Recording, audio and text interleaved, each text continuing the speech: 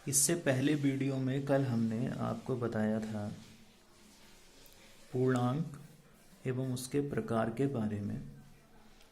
आज ये जो नया वीडियो हम बना रहे हैं इसमें प्रश्नावली 1.1 से संबंधित कुछ प्रश्नों को हल किया गया है, जिसके माध्यम से आप उसको समझ पाएंगे कि पूर्णांकों का योग किस प्रकार होता है और उन्हें किस प्रकार प्रदर्शित किया जाता है।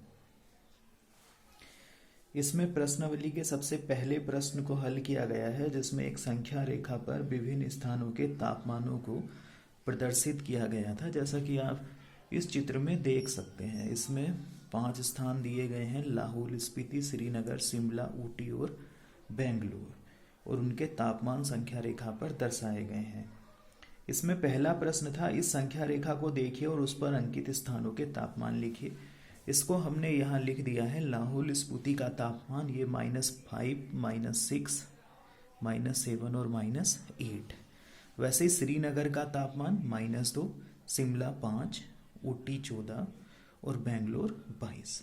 इस तरह से ये पहला प्रश्न जो है वो पूर्ण हो जाता है। दूसरे में कहा था सबसे गर्म और सबसे ठंडे स्थानों के तापमान का अंतर बताइए। बच्चों, सबसे गर्म तापमान वो होता है जो सबसे बड़ी संख्या में होता है, और सबसे छोटा तापमान वो होता है जो सबसे छोटी संख्या में हो।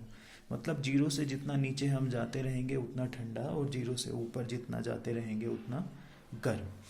तो इसमें सबसे गर्म स्थान जो है वो है बेंगलोर, जिसका तापमान है 22 डिग्री, और सबसे ठंडा स्थान है इसमें लाहौल स्पीति, जिसका तापमान है -8।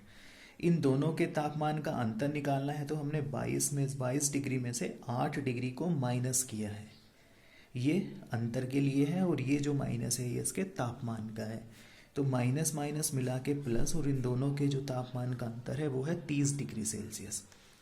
वैसे ही इसमें एक तीसरा प्रश्न भी दिया गया था, जिसमें हमें बताना था लाहौल स्पीति एवं श्रीनगर के तापमानों में कितना अंतर है। तो बच्चों, जैसा कि स्पष्ट है कि लाहौल स्पीति का तापमान -8 है और श्रीनगर का तापमान -2 है। यहाँ हमने -8 में से -2 को घटा के -6 डिग्री उसका अंतर यहाँ प्राप्त किया है। इसमें चौथा और आखिरी प्रश्न था, क्या हम कह सकते हैं शिमला और श्रीनगर के तापमानों का योग शिमला के तापमान से कम है। तो शिमला और श्रीनगर के तापमानों का योग, शिमला का 5 डिग्री, श्रीनगर का -2 डिग्री, तो 5 प्लस माइनस होगा -5 -2 आया 3 डिग्री सेल्सियस। तो हम कह सकते हैं जो शिमला का तापमान है, शिमला और श्रीनगर के तापमान के योग से, जो शिमला और श्रीनगर का तापमान का योग है वो शिमला के तापमान से कम है, और वही उन दोनों के तापमान का योग श्रीनगर के तापमान के योग से ज़्यादा है। इस तरह से ये पहला प्रश्न जो है वो कंप्लीट हो जाता है। ऐसे ही इसमें प्रश्न संख्या 2 है। इसमें किसी प्रश्नोत्तरी में सही उत्तर के लिए प्लस अंक दिए गए हैं और गलत उत्तर के लिए माइनस अंक दिए गए हैं। इसमें 5 उत्तरोत्तर प्रश्नों के चेक द्वारा प्राप्त किए गए अंक दिए गए थे, तो हमें बताना था कि उसके कुल अंक कितने हैं। तो जैक को पहले क्वेश्चंस के लिए 25 अंक मिले, दूसरे क्वेश्चन के लिए -5, तीसरे के लिए -10, चौथे के लिए 15 और पांचवें के लिए 10।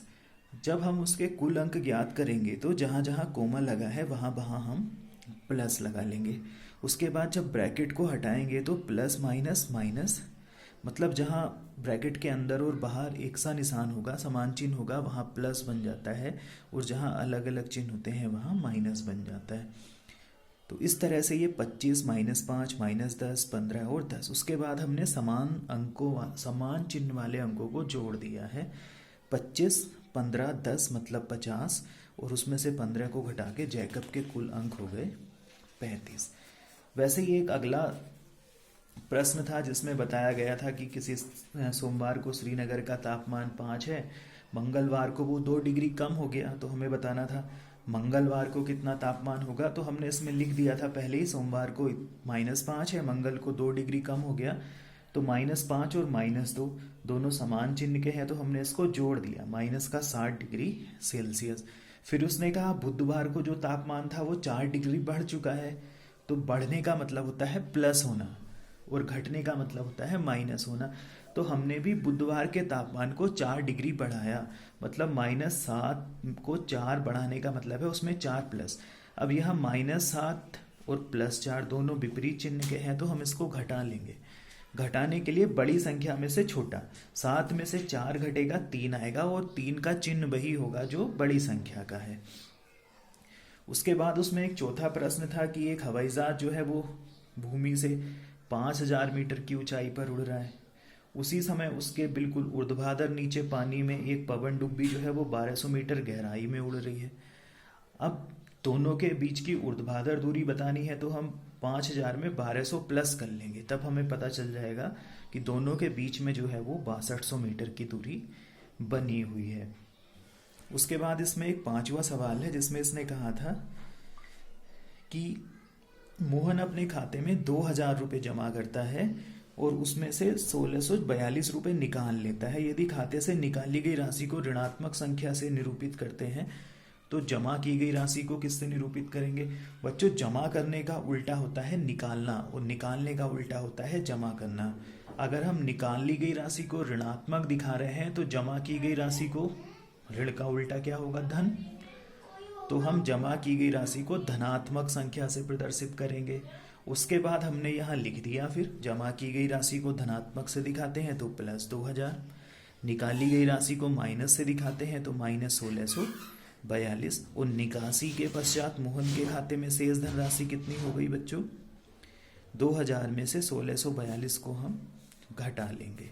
अब इसी से मिलते जुलते प्रश्न संख्या 6 और 7 है, उसको हमने होमवर्क के लिए छोड़ दिया है। अगला प्रश्न है 8वां, ए और बी के किन मानों के लिए -a और -b बराबर होगा a + b। इसने कुछ क्वेश्चंस दिए थे हमें, उसमें से हमने उसके पहले पार्ट को लिया है, जिसमें a की वैल्यू है 21 और b की वैल्यू है 18। तो हमने इसको इस तरह से हल किया है। पहले हमने LHS मतलब जो हमारे लेफ्ट हैंड साइड वाला एरिया होता है, मतलब a -b, उसको हमने घटाया, माइनस प्लस हो गया। पहले a की जगह 21 लगाया, b की जगह 18, 21 और 18 39। अब हमने देखा क्या a + b भी उतना ही आता है, तो हमने वो ही लिया RHS। a में 21 लगाया, b में 18 लगाया, दोनों को जोड़ा तो कितना आया बच्चों? 39। इस तरह से हमें LHS और RHS बराबर प्राप्त होते हैं। इसका मतलब ये जो ऊपर वाला था ये जो है वो वेरीफाइड हो जाता है। वैसे ही दूसरे प्रश्न को किया है, और बाकी 2 क्वेश्चंस आपको खुद से ट्राई करने हैं। उसके बाद अब इसमें हम बात करते हैं प्रश्न नंबर 9 की।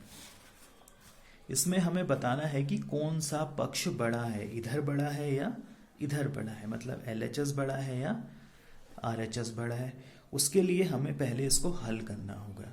तो -8 + -4, इसको हमने ऐसे ही लिखा, प्लस माइनस आएगा बच्चों माइनस। जैसे मैंने पहले बताया था, अगर ब्रैकेट में कोई एक संख्या चिन्ह के साथ है और बाहर भी एक चिन्ह लगा है, अगर दोनों समान चिन्ह होते हैं तो प्लस आता है, विपरीत होते हैं तो माइनस। ये प्लस माइनस क्या आएगा?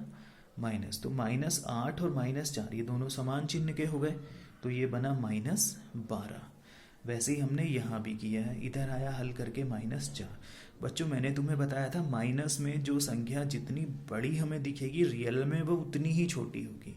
जैसे हमें यहाँ -12 -4 से बड़ा दिख रहा है, लेकिन वो उल्टा है, बड़ा क्या होगा? -4। उसी तरह से हमने क्वेश्चन नंबर बी को हल किया है। इसमें हमने समान चिन्ह वालों को पहले हल किया, उसके बाद विपरीत चिन्ह वालों को हल किया। वैसे ही आप इसके अगले पार्ट हल करेंगे और सवाल नंबर 10 को भी हल करेंगे। कल इसके बाद हम आपको इससे अगली प्रश्नावली का वीडियो बना के आपको पढ़ने के लिए बच्चों प्रेषित करेंगे। धन्यवाद।